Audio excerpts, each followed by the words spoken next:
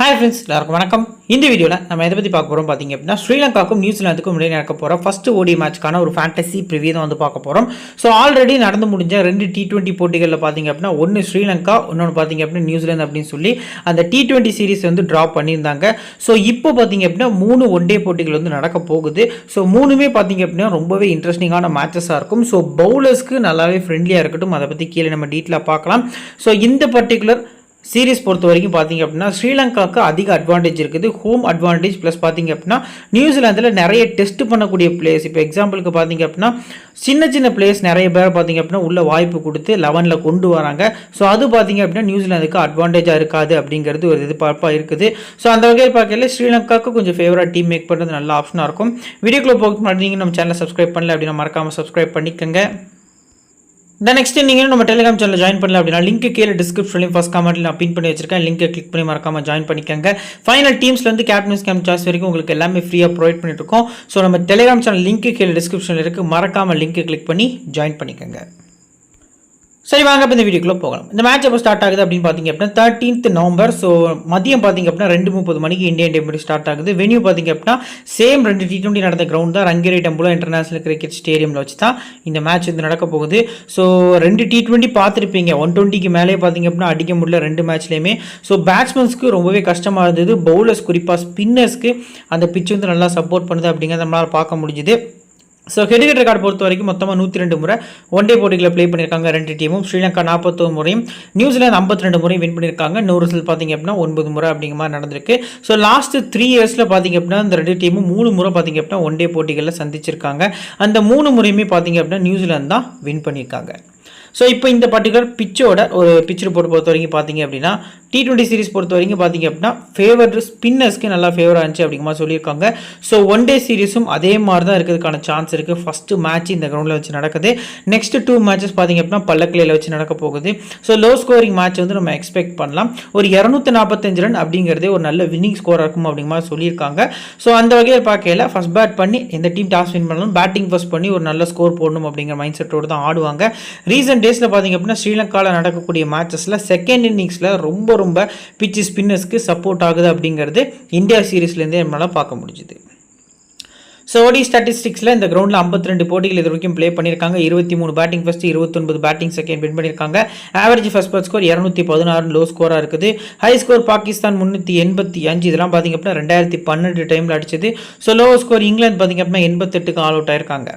Scoring pattern பொறுத்த வரைக்கும் 200க்கு கீழே 20 முறையும், 200லேருந்து 249க்குள்ளே 18 முறையும், 250லேருந்து 299க்குள்ளே 11 முறையும், 300க்கு மேலே 3 முறை, 52 மேட்சஸில் 3 முறை தான் 300க்கு மேலே ஸ்கோர்ஸ் வந்திருக்கு.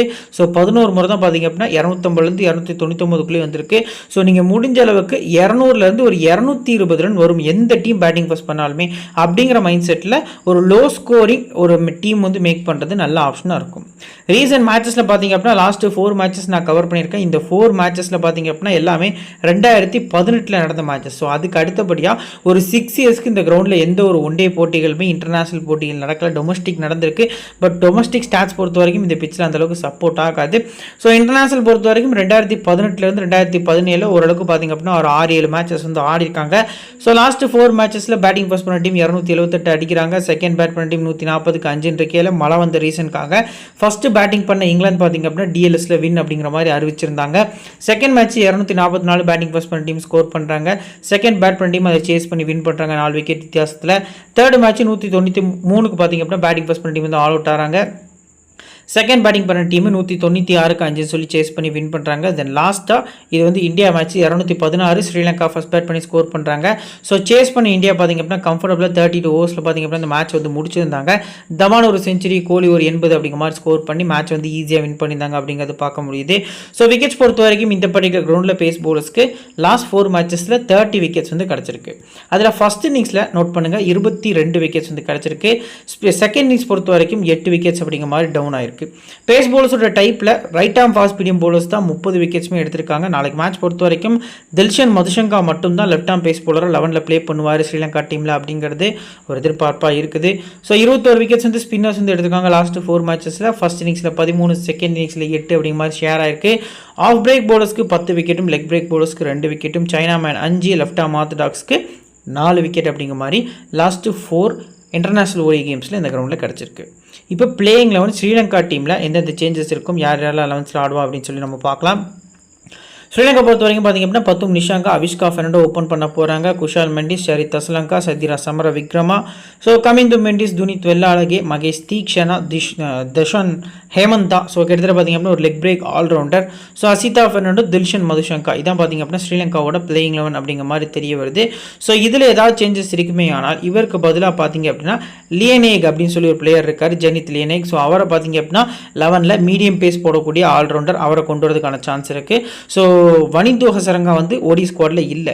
ஸோ அவருக்கு ஒரு ரூல் அவுட் ஆகிருக்காரு. அவருக்கு பதிலாக ஒரு ரிப்ளேஸ்மெண்ட்டாக பார்த்திங்க அப்படின்னா துஷன் ஹெமந்தாவை ஒரு லெக் பிரேக் ஆல்ரவுண்டராக பிக் பண்ணுறாங்க.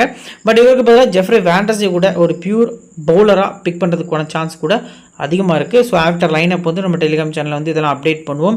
ஸோ இதில் ஃபஸ்ட்டு ஃபுல் 10 ஓவர்ஸ் போடக்கூடிய பவுலர்ஸ் லிஸ்ட்டில் ஃபஸ்ட்டு பார்த்திங்க அப்படின்னா துனித் வெள்ளாளகே, ரெண்டாவது மகேஷ் தீக்ஷனா.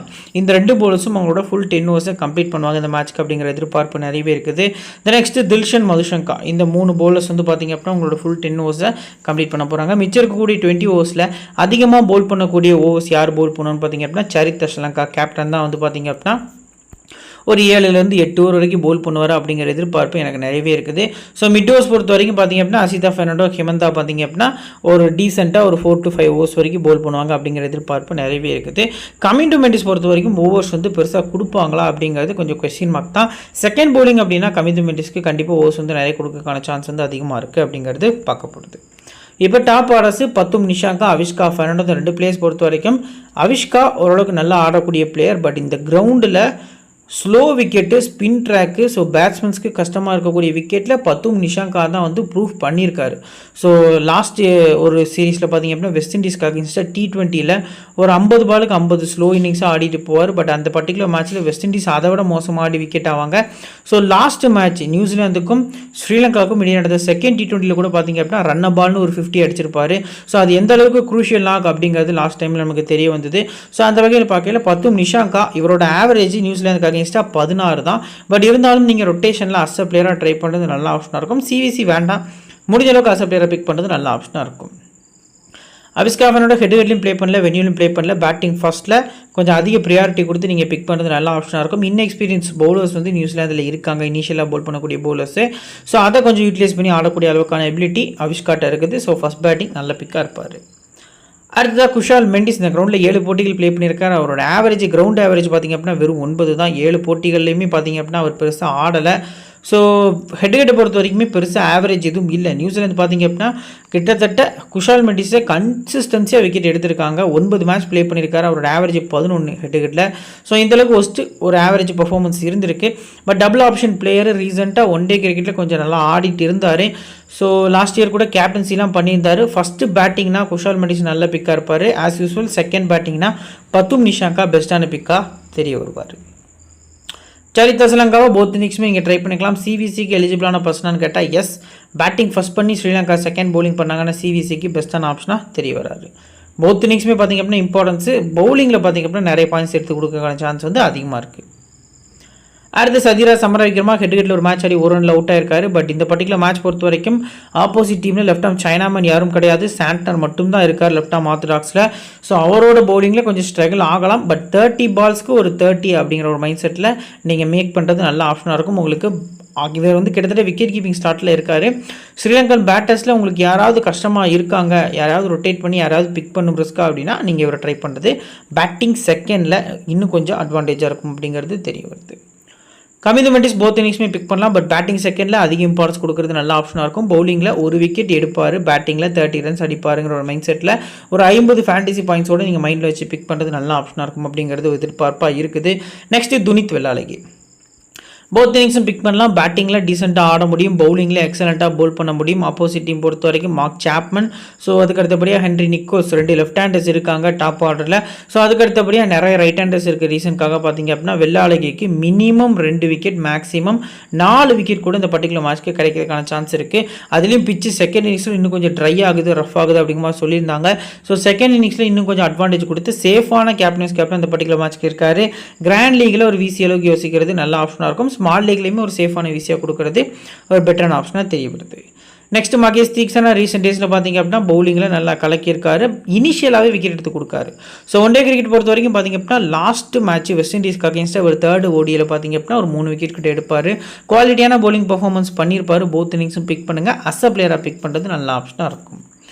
துஷன் ஹேமந்தா தான் ப்ளே பண்ணுறாரா இல்லை ஜனித் லியனேக் வந்து உள்ளே வராரா அப்படிங்கிறத வெயிட் பண்ணி பார்க்கணும்.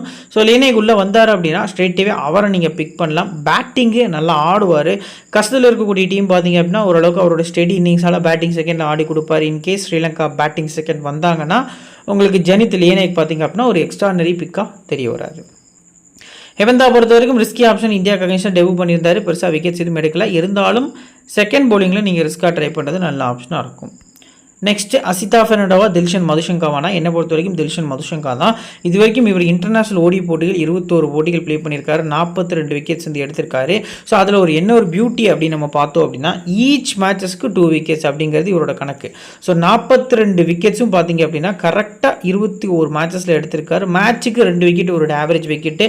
ஸோ எப்படி நம்ம பார்த்தாலுமே 2 விக்கெட் வரைக்கும் இவர் எடுக்கிறதுக்கான சான்ஸ் இருக்குது. போத் இன்னிங்ஸும் பிக் பண்ணுங்கள். ஃபஸ்ட்டு போலிங்னா வீசி கொடுக்கறது நல்ல ஆப்ஷனாக இருக்கும். ஸோ இப்போ ஸ்ரீலங்கா டீம்லேருந்து இம்பார்ட்டன்ட் 7 பிளேயர்ஸ் சொல்லுங்க ப்ரோ அப்படின்னா பத்தும் நிஷாங்கா பெஸ்ட் பிக்கு. குஷால் மெண்டிஸ் நான் வந்து இன்னும் நோட்டை தான் ட்ரை பண்ணேன். பட் இருந்தாலும் டபுள் ஆப்ஷன் இருக்குது அப்படிங்கிற ரீசனுக்காக அஸ் அ பிளேயராக ட்ரை பண்ணிக்கிறேன். சரிதா ஸ்ரீலங்கா, கவிந்து மெண்டிஸ், அடுத்து துனித் வெள்ளாளகி, மகேஷ் தீக்ஷனா, தில்ஷன் மதுஷங்கா என்னோட 7 பிளேயர்ஸாக ஸ்ரீலங்காவில் நான் பிக் பண்ணிக்கிறேன். இதோட பிளேயிங் லெவன் பொறுத்த வரைக்கும் பார்த்தீங்க அப்படின்னா வில் யங் மிச்சே வந்து ஓப்பன் பண்ணுறதுக்கான சான்ஸ் வந்து அதிகமாக இருக்குது. Henry Nicholls, so Mark Chapman, Glenn Phillips, Michael Bracewell, Mitchell Santner, Josh Clarkson, so Ish Sodhi, Jacob Duffy, அடுத்து பார்த்தீங்க அப்படின்னா லாஸ்ட்டாக ஆடம் மில்னே வந்து நியூசிலாந்தோட பிளேயிங் லெவனில் இருப்பாங்க அப்படிங்கிற எதிர்பார்ப்பு நிறையவே இருக்குது. ஸோ இதில் அதிகமாக போல் பண்ணக்கூடிய யாரெல்லாம் இந்த போலர்ஸ்லாம் வந்து அதிகமாக ஃபுல் 10 ஓவர்ஸ் போல் பண்ணுவோம் அப்படிங்கிறத ஃபஸ்ட் நம்ம பார்த்துடலாம். ஃபஸ்ட்டு இஷோதி, ரெண்டாவது ஆடம் மில்னே, மூணாவது மிச்சல் சாட்டர். இந்த 3 போலர்ஸும் உங்களோட ஃபுல் 10 ஓவர்ஸ் வந்து முடிப்பாங்க அப்படிங்கிற எதிர்பார்ப்பு நிறையவே இருக்குது. ஜாக்கப் டஃபேட்டை அதுக்கு அடுத்தபடியாக ஒரு 7 ஓவர்ஸ் வரைக்கும் எக்ஸ்பெக்ட் பண்ணலாம் அப்படிங்கிறது ஒரு எதிர்பார்ப்பாக இருக்குது. ஸோ மிடில் ஓவர்ஸ் பொறுத்த வரைக்கும் பார்த்தீங்க அப்படின்னா கிளென் பிலிப்ஸும் மிச்சல் பிரேஸ்வெலும் ரொம்பவே எஃபெக்டிவாக இருப்பாங்க. இன்கேஸ் நியூசிலாந்து செகண்ட் போலிங் வந்தாங்க அப்படின்னா மேட்ச் வந்து ரொம்பவே க்ளோஸாக போகும் அப்படிங்கிறதுல எந்த ஒரு சந்தேகமும் கிடையாது. ஏன்னா நியூசிலாந்து ஸ்பின்னர்ஸும் பார்த்தீங்க அப்படின்னா கிட்டத்தட்ட ஒரு லெக் பிரேக்கு, ஒரு லெஃப்ட் ஆர்ம் ஆர்த்தடாக்ஸ், 2 குவாலிட்டியான ஆஃப் பிரேக் அப்படிங்கிற மாதிரி வந்து பேலன்ஸ்டாக இருக்காங்க. ஸோ மேட்ச் வந்து ரொம்பவே டஃப்பாக போகும் செகண்ட் போலிங் பண்ணாங்க நியூசிலாந்து அப்படிங்கிறது தெரிய வருது.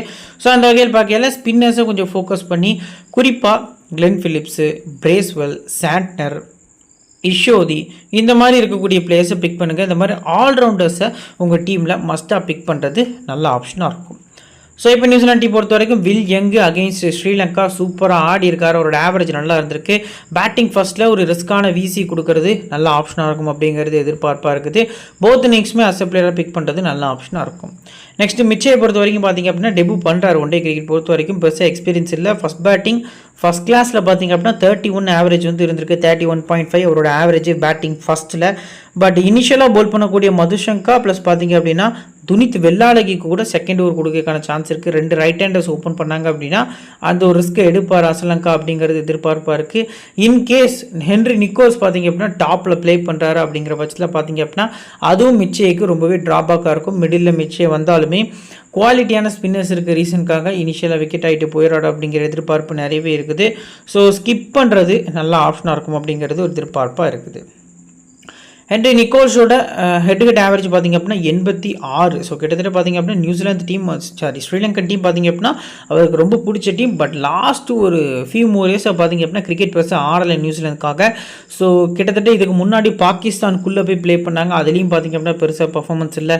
பங்களாதேஷ்குள்ளே பார்த்திங்க அப்படின்னா நியூசிலாந்து வந்து ப்ளே பண்ணாங்க. அதுலேயும் வாய்ப்பு கிடச்சிது. ஸோ அதுலேயும் பெரிய பர்ஃபார்மன்ஸ் இல்லை. ஸோ டாப் ஆர்டரில் ப்ளே பண்ணுறாரா அப்படிங்கிறத வெயிட் பண்ணி பார்க்கணும். டாப் 3ல் வந்தாருன்னா மஸ்ட்டாக அவங்க டீமில் பிக் பண்ணி பேட்டிங் ஃபர்ஸ்ட்டில் வீசி கொடுக்குறது நல்ல ஆப்ஷனாக இருக்கும். செகண்ட் பேட்டிங் ஆவரேஜுமே இவருக்கு நல்லா இருக்குது அப்படிங்கிறத இந்த இடத்துல மென்ஷன் பண்ணுறேன். நெக்ஸ்ட் மார்க் சாப்மன் குவாலிட்டியான பிளேயர். இப்போ ரீசெண்டாக கூட பார்த்தீங்க அப்படின்னா ஸ்ரீலங்கா பிரீமியர் லீக்கில் பார்த்திங்க அப்படின்னா லங்கா பிரீமியர் லீக்கில் ஒரு இன்னிங்ஸ் வந்து எக்ஸ்ட்ரானரி ஆடி இருப்பார் சேம் டபுள் கிரவுண்டில். ஸோ போத் இன்னிங்ஸும் ட்ரை பண்ணலாம். எக்ஸ்பீரியன்ஸ் நிறையவே இருந்திருக்கு. ஒன் டே கிரிக்கெட்டுக்கு ஒரு அடாப்ட் ஆகக்கூடிய பிளேயரு. ஸோ கேன் வில்லியம்சன் எப்படி merit of the ball Aadi ball by ball runs எடுப்பாரோ அதே மாதிரி ஆடக்கூடிய ஒரு லெஃப்ட் ஹேண்ட் பிளேயரு. போத் இன்னிங்ஸும் பிக் பண்ணுறது நல்ல ஆப்ஷனாக இருக்கும். அஸ் அ பிளேயராக பிக் பண்ணுறது அதோட ஒரு நல்ல ஆப்ஷனாக இருக்கும் அப்படிங்கிறது தெரிய வருது. Next Glenn Phillips. So last T20 போட்டியில் லாஸ்ட்டில் வந்தார், கலக்கிட்டு போயிட்டார், ஒரு 3 விக்கெட் எடுத்தார் அப்படிங்கிறத நம்ம எல்லாருமே பார்த்துருந்தோம். அந்த மாதிரியான ஒரு மேஜிக்கல் ஸ்பெல்லு பவுலிங்கில் போடுறதுக்கான சான்ஸ் இருக்குது. பேட்டிங் பெருசாக ஆடுறதுக்கான வாய்ப்பு இல்லை. ஸோ அப்படி இப்படி சுற்றி ஒரு 20லேருந்து 25 ரன்ஸ் வரைக்கும் அடிக்கான சான்ஸ் இருந்தாலும் பவுலிங்கில் இவர் கொஞ்சம் மைண்டோட யூஸ் பண்ணி பவுல் பண்ணுறாரு. டெஸ்ட் கிரிக்கெட்லேயே பார்த்துருந்தோம் இந்தியாவுக்கு அகேன்ஸ்டாக. ஸோ அந்த வகையில் பார்க்கல பவுலிங்கில் கொஞ்சம் சூப்பராக பவுல் பண்ணுவார் அப்படிங்கிற எதிர்பார்ப்பு இருக்குது. ரிஸ்கான வீசி செகண்ட் பவுல் பண்ணால் மட்டும் கொடுக்கறது நல்ல ஆப்ஷனாக இருக்கும். நெக்ஸ்ட்டு மிச்சல் பிரேஸ்வெல் பொறுத்த வரைக்கும் பார்த்தீங்க அப்படின்னா போத் இன்னிங்ஸும் பிக் பண்ணுங்கள். பட் அதிக இம்பார்ட்டன்ஸ் வந்து செகண்ட் பேட்டிங்கில் கொடுங்க. ஃபஸ்ட்டு பேட்டிங்கில் நீங்கள் ஸ்கிப் பண்ணால் கூட அது ஒரு நல்ல ஆப்ஷனாக இருக்கும். பட் செகண்ட் பவுலிங்கில் ஸ்பின்னர்ஸ்க்கு பிச்சு நல்லா அடாப்ட் ஆகுது. பட் இந்த 2 பிளேயர்ஸில் யார் நல்ல குவாலிட்டியான ஸ்பின்னர்னா கிளென் ஃபிலிப்ஸ் தான். ஒன் டே வேர்ல்டு கப்லேருந்து பார்த்தீங்க அப்படின்னா அதுக்கு முன்னாடி நியூசிலாந்துக்கும் ஆஸ்திரேலியாவுக்கும் இடையான சீரீஸ்லேருந்து எக்ஸ்ட்ரா நிறையா போல் பண்ணிருக்காரு. T20 கிரிக்கெட் பொறுத்த வரைக்கும் பார்த்தீங்க அப்படின்னா விக்கெட் எடுக்காரு. ஒயிட் பால் கிரிக்கெட் அப்படின்னாலே கிளென் ஃபிலிப்ஸ் வந்து மேட்ச்க்கு மேட்ச் வந்து விக்கெட்ஸ் எடுத்துகிட்டு இருக்காரு. ஸோ அந்த வகையில் பார்க்கல பிரேஸ்வெல் கூட கம்பேர் பண்ணையில் ஃபிலிப்ஸுக்கு நீங்கள் போத் இன்னிங்ஸும் இம்பார்ட்டன்ஸும், பிரேஸ்வெலுக்கு செகண்ட் பேட்டிங் பண்ணையில் மட்டும் அதிக இம்பார்ட்டன்ஸ் கொடுக்கறது நல்ல ஆப்ஷனாக இருக்கும். நெக்ஸ்ட்டு சாண்ட்னரை போத் இன்னிங்ஸுமே பிக் பண்ணுங்கள். ஸ்ரீலங்காக்கு அகேன்ஸ்டாக 4 மேட்ச்சுக்கு 9 விக்கெட் கிட்டே எடுத்திருக்காரு. ஸோ போத் இன்னிங்ஸும் பிக் பண்ணுங்கள். அஸ் அ பிளேயராக பிக் பண்ணது நல்ல ஆப்ஷனாக இருக்கும். ரிஸ்கான விசி நீங்கள் கொடுக்குறீங்க அப்படின்னா சேஃபான பிளேயரு செகண்ட் பவுலிங்கில் ஒரு விசிஆர் கேப்டன் கொடுக்குறது நல்ல ஆப்ஷனாக இருக்கும். Next Clarkson. ஸோ பெருசாக ஆட மாட்டார். ஸோ எப்படி சவுத் ஆஃப்ரிக்கா டீமில் ஒரு வியான் முல்டர் அப்படின்னு சொல்லி ஒரு பிளேயர் இருக்காரோ, இப்போ டாப் ஆர்டர் ஃபுல்லாக ஃப்ளாப் ஆகுறாங்க அப்படின்னா ஒரு இதிலேருந்து நல்லா ஆடி வரக்கூடிய ஒரு பிளேயர் கூட ஒரு பார்ட்னர்ஷிப், ஒரு 50+ ரன்ஸ் பார்ட்னர்ஷிப் போடுறதுக்கான சான்ஸ் இருக்குது. நீங்கள் டாப் ஆர்டர்ஸ் எல்லாருமே விக்கெட் ஆவாங்க அப்படின்னு மேக் பண்ணக்கூடிய டீமில் நீங்கள் மஸ்ட்டாக பார்த்தீங்க அப்படின்னா கிளாக்சனை ட்ரை பண்ணலாம். மற்றபடி ஸ்கிப் பண்ணுறது பெட்டரான ஆப்ஷனாக தெரிய வருது. இஷோதி போத் இன்னிங்ஸுமே பிக் பண்ணும். அகைன்ஸ்ட் ஸ்ரீலங்கா ரெக்கார்டு எக்ஸ்ட்ரா நிறையா வச்சிருக்காரு. போத் இன்னிங்ஸுமே நீங்கள் 2 இன்னிங்ஸுமே மஸ்ட்டாக பிக் பண்ணுறது நல்ல ஆப்ஷனாக இருக்கும். ஜேக்கப் டஃபே பொறுத்த வரைக்கும் பார்த்தீங்க அப்படின்னா ஃபஸ்ட் பவுலிங் இன்டர்நேஷனல் ஒன் டேவில் பார்த்தீங்க அப்படின்னா நல்லா வச்சிருக்காரு. பேட்டிங் கொஞ்சம் விடுவார். ஸோ பேட்டிங்லேயும் கொஞ்சம் டீசெண்டாக ரன்ஸ் வரதுக்கான சான்ஸ் இருக்குது. பட் பவுலிங்கில் ஃபஸ்ட்டு பவுலிங்கில் நியூசிலாந்தில் டெத்தில் செமையாக போட்டிருக்காரு ஸ்லோயர் ரன்ஸு. ஸோ இந்த பிச்சில் சப்போர்ட் ஆகுமா அப்படிங்கிறத வெயிட் பண்ணி தான் பார்க்கணும். ஸோ ஃபஸ்ட் பவுலிங் ரிஸ்க்காக ட்ரை பண்ணுறது நல்ல ஆப்ஷனாக இருக்கும். இந்த மொத்த டீம்லேயுமே ஒரு எக்ஸ்பீரியன்ஸான ஒரு பவுலர் அப்படின்னா ஆடம் மில்னே தான். ஸ்பெல்லிங் மிஸ்டேக் இருக்குது. ரைட் ஆம் fast medium. So first bowling வந்து பிக் பண்ணுறது நல்ல ஆப்ஷனாக இருக்கும். போத் இன்னிங்ஸ் பிக் பண்ணாலும் அது உங்களோட சாய்ஸு.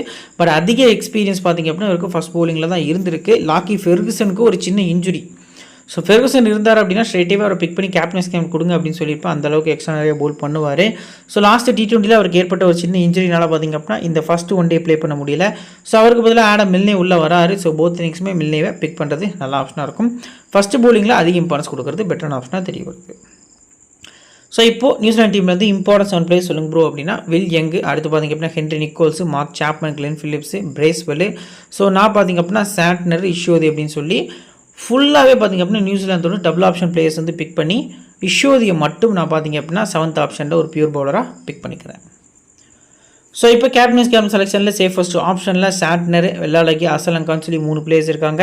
சேஃபான கேப்டன் துனித் வெள்ளாளகி அப்படின்னு சொல்லி நான் சொல்லுவேன். இன்கேஸ் உங்களுக்கு டவுட் இருந்துச்சு சாண்ட்னர் கொஞ்சம் நல்லா ஆடுவார் நியூசிலாந்தோட கேப்டன் ப்ரோ அப்படின்னா நீங்கள் சாண்ட்னர் கேப்டன், வெள்ளாளகி வைஸ் கேப்டன் கூட போய்க்கலாம். பட் அசலங்காவுக்கு ரொட்டேஷனில் மஸ்டாக கேப்டன்ஸ் கேப்டன் வந்து கொடுக்குறது நல்ல ஆப்ஷனாக இருக்கும். ஸ்மால் லீக்குமே அசலங்கா பெஸ்ட்டு கேப்டனாக தெரிய வராரு. நெக்ஸ்ட் ரிஸ்கி ஆப்ஷன்ஸ் பொறுத்த வரைக்கும் பார்த்திங்க அப்படின்னா ஹென்ரி நிக்கோல்ஸு, கமிண்டு மெண்டிஸு, மைக்கேல் பிரேஸ்வெல்லு, அடுத்து தில்ஷன் மதுஷங்கா, இஷோதின்னு சொல்லி ஒரு 5 பிளேஸ் நான் பிக் பண்ணியிருக்கேன். ஹென்ரி நிக்கோல்ஸ் ஃபஸ்ட் பேட் பண்ணால் போத் இன்னிங்ஸுமே விசிஆருக்கு யோசிக்கிறது நல்ல ஆப்ஷனாக இருக்கும். பட் ட்ரை விக்கெட் பார்த்திங்க அப்படின்னா கிட்டத்தட்ட அண்டர் தி லைட்ஸே பால் வந்து நல்லா ட்ரையாக இருக்க பிச்சு ட்ரையாக இருக்க ரீசனுக்காக பால் நல்லா டேன் ஆகுது. ஸோ இனிஷியலாக தீக்ஷனாக பவுல் பண்ணுவார். ஸோ தீக்ஷனாக ரொம்பவே எஃபெக்டிவாக இருப்பார் நியூ பால் பொறுத்த வரைக்கும். அந்த வகையில் பார்க்கையில் பேட்டிங் ஃபஸ்ட்டு பண்ணையில் ஹென்ரி நிக்கோல்ஸ்க்கு கொஞ்சம் ஸ்லைட்லி அட்வான்டேஜ் அதிகமாக இருக்குது. விசி யோசிக்கிறது நல்ல ஆப்ஷனாக இருக்கும். அடுத்ததாக கமிண்டு மெண்டிஸு ஃபஸ்ட்டு பவுல் பண்ணி செகண்ட் பேட் பண்ணுறாங்க ஸ்ரீலங்கா அப்படின்னா ஸ்டெடியாக ஆடி கொடுக்கக்கூடிய பிளேயரு. ஸோ டெஸ்ட்லேயுமே பார்த்திங்க அப்படின்னா against New Zealand back to back centuries வந்து ஸ்கோர் பண்ணியிருந்தார். ஸோ அந்த வகையில் பார்க்கையில் கமிண்டு மெண்டிஸ்க்கு எக்ஸ்பீரியன்ஸ் நல்லா இருந்திருக்கு. VC or captain second batting, Bracewell second பேட்டிங்கில் விசிஆர் கேப்டன் கொடுக்குறது நல்ல ஆப்ஷனாக இருக்கும். தில்ஷன் மதுசங்கா ஃபஸ்ட்டு பவுலிங்கில் விசி, இஷோதி செகண்ட் பவுலிங்கில் சிவிசி நல்ல ஆப்ஷனாக இருக்கும். நீங்கள் நம்ம சேனல் சப்ஸ்கிரைப் பண்ணல அப்படின்னா மறக்காமல் சப்ஸ்கிரைப் பண்ணிக்கோங்க. இப்போ பேஸ்ட் உங்களுக்கு கிரியேட் பண்ணி வச்சுக்கோங்க, அதை பார்க்கலாம். ஸோ ஃப்ரெண்ட்ஸ் இதான் பார்த்திங்க அப்படின்னா நம்ம கிரியேட் பண்ணி வச்சுக்க பேஸ்ட் டீமாக இருக்குது. விக்கெட் கீப்பர்ஸில் ரிஸ்க் எடுத்து சமர விக்ரமா வந்து உள்ளே பிக் பண்ணியிருக்கோம். பொறுத்த வரைக்கும் பார்த்திங்க அப்படின்னா Glenn Phillips, Henry Nicholls, Charith Asalanka, Pathum Nissanka அப்படிங்கிற மாதிரி பிக் பண்ணியிருக்கோம். ஆல்ரவுண்டர்ஸில் பிரேஸ்வெல், சாண்ட்னர், கமிண்டு மெண்டிஸ், துனித் வெள்ளாளகி அப்படின்னு பிக் பண்ணியிருக்கோம். பவுலர்ஸ் பொறுத்த வரைக்கும் இஷோதி, தீக்ஷனா பேஸ் பவுலர்ஸை நம்ம ஃபோக்கஸே பண்ணலை. ஸோ ஃபஸ்ட் மேட்ச் வந்து பார்த்துக்கலாம். என்னை பொறுத்த வரைக்கும் ஸ்பின் ஃப்ரெண்ட்லி நல்ல பிக்காக இருக்கும். ஸோ இதில் ஏதாவது ஒரு பேஸ் பவுலரை பிக் பண்ணும் அப்படின்னா நீங்கள் தில்ஷன் மதுஷங்காவை கொஞ்சம் ரொட்டேஷனில் பிக் பண்ணுறது நல்ல ஆப்ஷனாக இருக்கும். ஸோ கேப்டன் கிட்டத்தட்ட பார்த்தீங்க அப்படின்னா நம்ம வந்துட்டு அசலங்கா அப்படிங்கிற மாதிரி சேஃபான ஆப்ஷன்லையும், வைஸ் கேப்டன் ரொம்ப ரிஸ்க் எடுத்து இஷோதி அப்படிங்கிற மாதிரியும் கொடுத்துருக்கோம். ஃபைனல் டீம் ஆஃப்டர் லைனப் பார்த்திங்க அப்படின்னா நம்ம டெலிகிராம் சேனலில் அப்டேட் பண்ணுவோம். லோ பர்சன்டேஜ் பெஸ்ட் பிக்காக இருக்கட்டும், ஃபஸ்ட் இன்னிங்ஸ் ஒரு 7 பிளேயர்ஸ், செகண்ட் இன்னிங்ஸ் ஒரு 7 players, captain choice, small league team, இது எல்லாமே உங்களுக்கு ஃப்ரீயாக ப்ரொவைட் பண்ணிட்டுருக்கோம். நம்ம டெலிகிராம் சேனல் லிங்க் கீழே டிஸ்கிரிப்ஷன்லையும் ஃபஸ்ட் கமெண்ட் பின் பண்ணி வச்சுக்கோம். லிங்க் கிளிக் பண்ணி மறக்காமல் ஜாயின் பண்ணிக்கோங்க. இந்த வீடியோ பிடிச்சிச்சு அப்படின்னா லைக் பண்ணிடுங்க, உங்கள் ஃப்ரெண்ட்ஸ்க்கு ஷேர் பண்ணுங்கள், நம்ம சேனலை பற்றி தெரியப்படுத்துங்க. இன்னொரு நல்ல வீடியோவில் உங்களை தொடர்ந்து சந்திக்கிறேன். Thank you friends.